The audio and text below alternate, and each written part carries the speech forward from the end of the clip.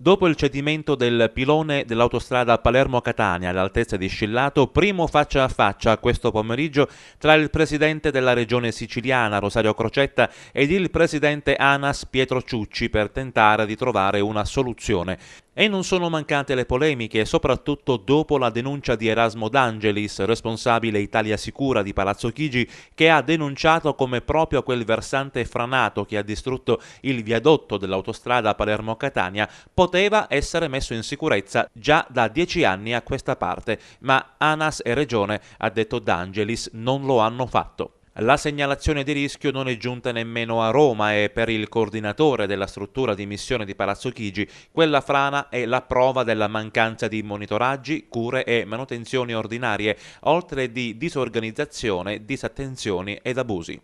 L'ANAS intanto è impegnata a predisporre entro la prossima settimana il progetto di demolizione del viadotto Imera dell'A19 e ad avviare alcuni interventi di manutenzione straordinaria sui percorsi alternativi. Intanto sono numerosi i disagi per gli automobilisti che sono costretti a fare i percorsi alternativi uscendo da Scillato. Le strade sono dissestate, denunciano gli automobilisti, e sono molto pericolose.